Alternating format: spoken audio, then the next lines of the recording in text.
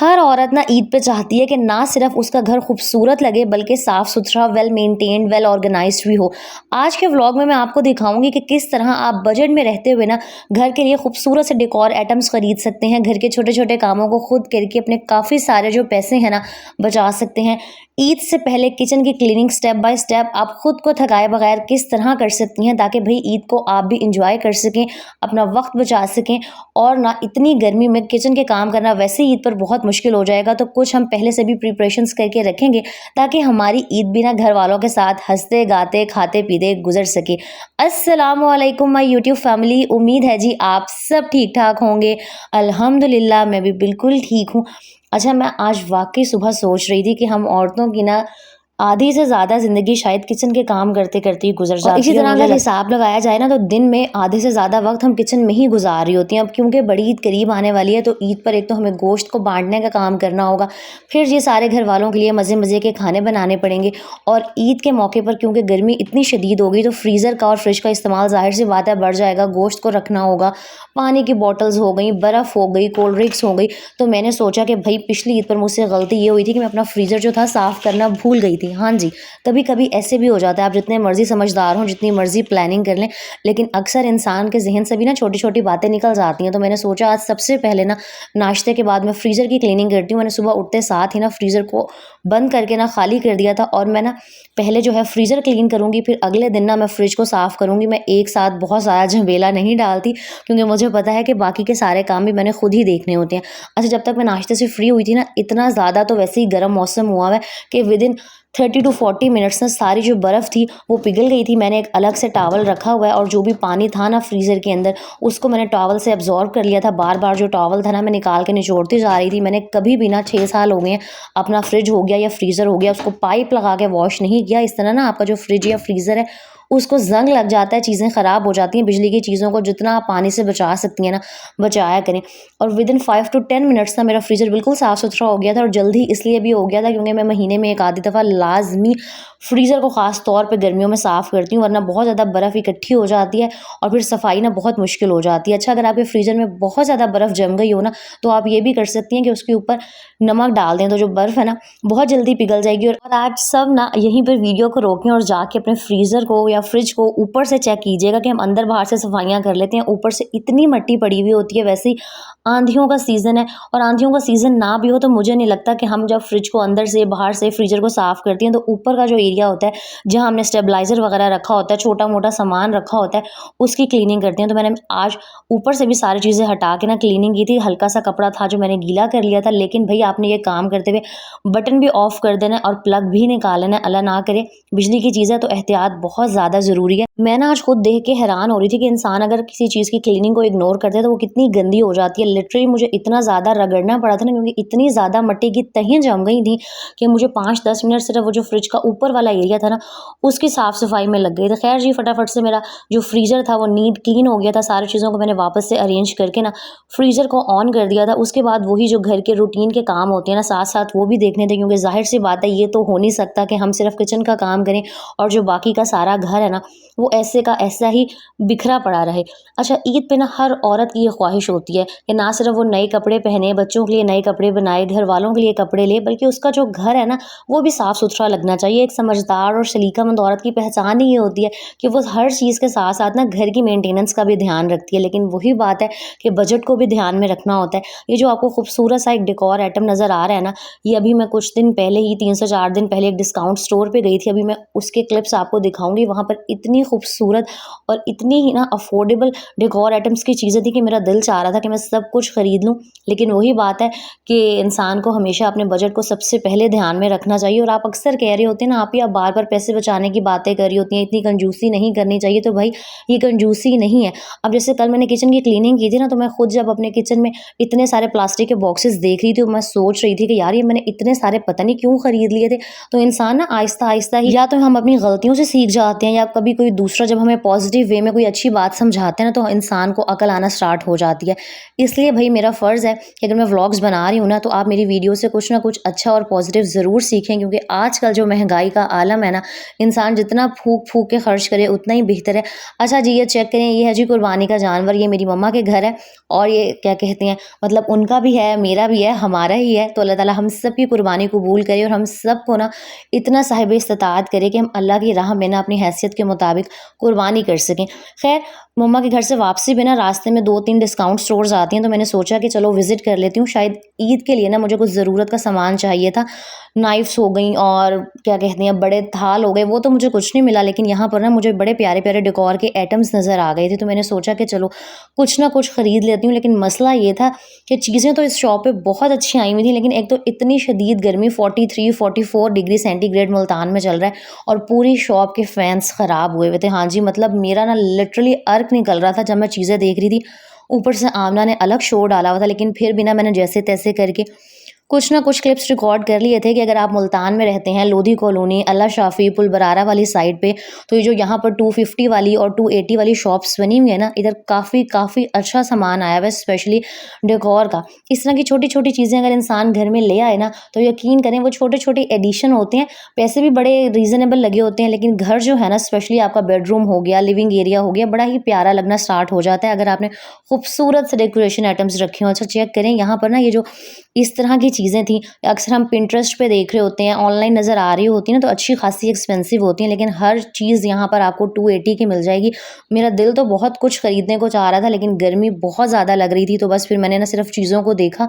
एक मैंने वो डेकोर का आइटम लिया और उसके बाद मैं घर आ गई थी। और यहाँ जी चेक करें कि आपकी आप ही जो है ना, वो हर फन मॉल है। मुझे होता है कि जो काम मैं खुद कर सकती हूँ ना, उसके लिए मैं क्या ही किसी को हायर करूँ और उसको मैं ऐसे ही पैसे दूँ, वही पैसे मैं बचा लूँ। मेरे घर के ना जो दरवाजे, जो खिड़कियाँ थी, अच्छे खासे ना ख़राब हुए हुए थे और लास्ट टाइम जब पेंट हुआ था ना, तो पेंट हो गया था ख़त्म और ये जो किचन की होती है ना चौखट, चौखट ही कहते हैं इसको, इसके लिए पेंट बचा ही नहीं था। मैं इतने टाइम से सोच रही थी कि यार ये ना मुझे बुरी लगती है बगैर पेंट के, इसको पेंट करना है।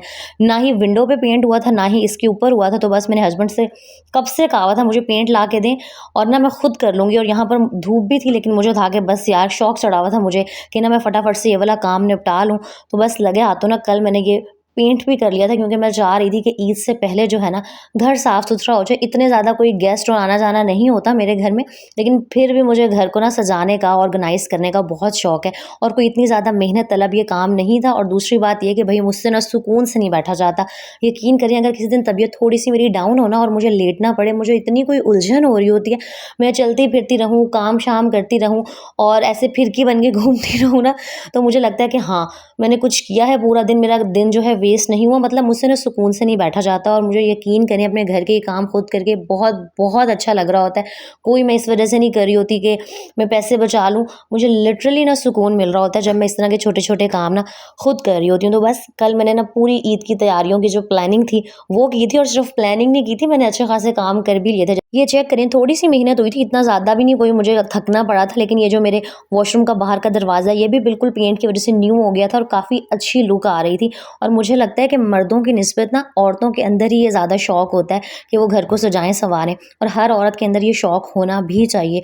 अच्छा, ये है जी वो डेकोर आइटम जो मैं 280 वाली सेल से लेकर आई थी। लेना मैंने बहुत कुछ था, लेकिन वही बात है कि गर्मी की वजह से ना मुझे भागना पड़ा था। इंशाल्लाह मैं दोबारा विज़िट करूँगी और भी कुछ ना कुछ छोटी-मोटी प्यारी-प्यारी चीज़ें लेकर आऊँगी और रूम इतना प्यारा लगना स्टार्ट हो गया था ना।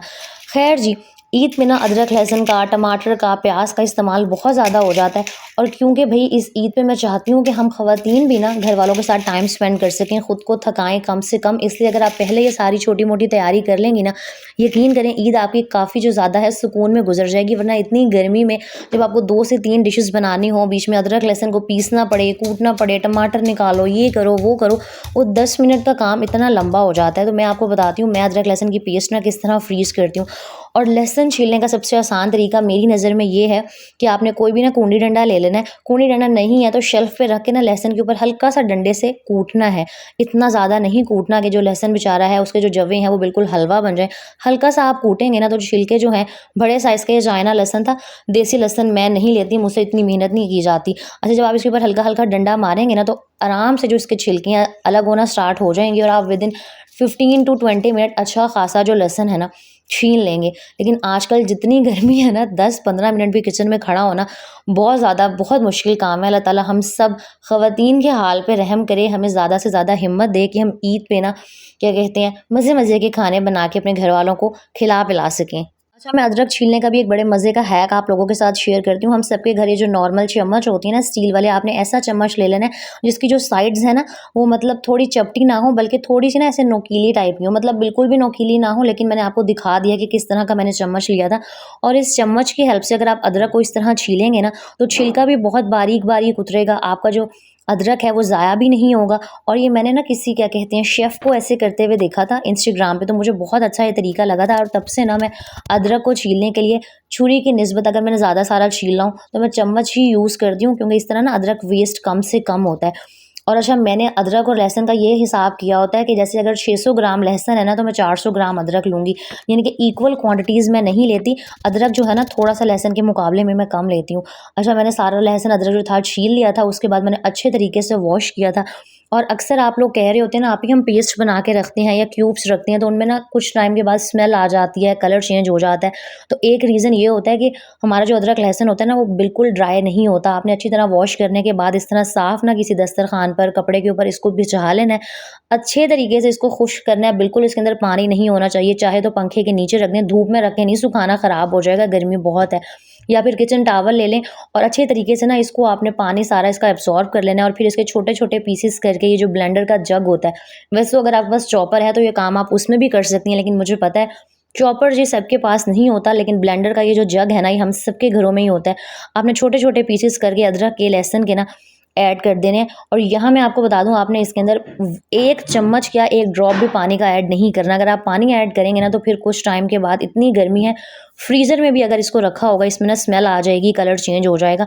मैं आपको बताती हूँ कि आपने इसके अंदर क्या ऐड करना है, और फिर अगर आप इसकी पेस्ट बना के इसको फ्रीज़ करेंगी ना, तो आराम से महीना ये क्यूब्स आपकी चल जाएँगी। मैंने बहुत ज़्यादा तो नहीं लिया था, 10-15 दिन ये मेरी जो क्यूब्स हैं चल जाएँगी। आपने इसके अंदर 4 से 5 बड़े चम्मच जो है ना ऑयल के ऐड कर देने हैं। हाँ जी, ऑयल ऐड करना है और साथ में थोड़ा-सा नमक भी ऐड कर दें। नमक ऐड करने से जो इसकी शेल्फ़ लाइफ़ है ना, ज़्यादा हो जाएगी। और अच्छा, एक बात का ध्यान ये रखिएगा कि जब आप सालन में फिर नमक ऐड करें ना, तो ये बात याद रखनी है आपने कि आपने क्यूब्स के अंदर भी नमक डाला हुआ है। ये ना हो कि फिर नमक बहुत ज़्यादा हो जाए। और इस तरीके से ना आपने थोड़ा-सा टाइम लगेगा इसको ग्राइंड कर लेना है, लेकिन पानी ऐड बिल्कुल नहीं करना। पानी ऐड करेंगे तो कलर चेंज हो जाएगा और फिर सारी जो आपकी मेहनत है ना, वो वेस्ट हो जाएगी।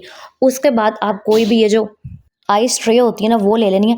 अच्छा, मैं आइस ट्रे जो अदरक लहसुन के लिए यूज़ करती हूँ ना, उसमें बर्फ़ नहीं जमाती। और यहाँ पर चेक करें कि इतना स्मूथ पेस्ट बना था। हम मार्केट से इतने महंगे-महंगे वो जार्स ख़रीद लेते हैं पेस्ट वाले अपनी आसानी के लिए, लेकिन लिटरली अगर आप घर पे थोड़ी-सी मेहनत कर लेना, तो आधे पैसों में आपका काम हो जाएगा।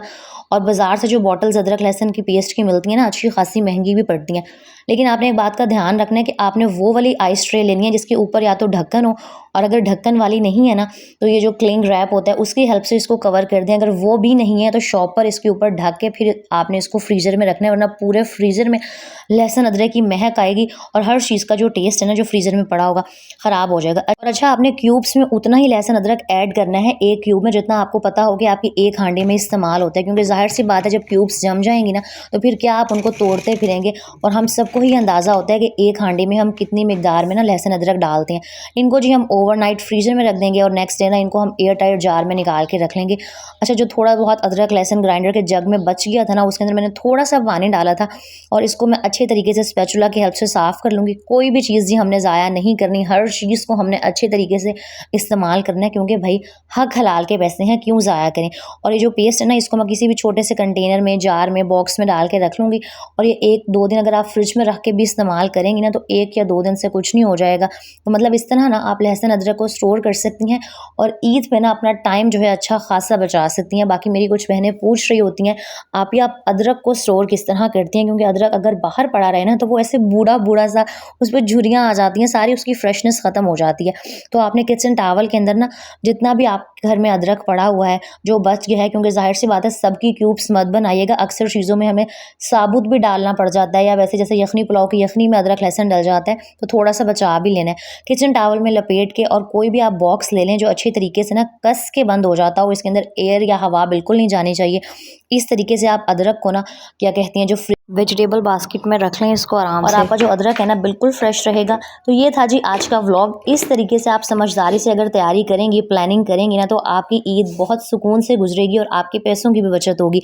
वीडियो अच्छी लगी हो तो लाइक, कमेंट एंड शेयर कर दीजिएगा। अपना बहुत सारा ख्याल रखिएगा। अल्लाह हाफिज़।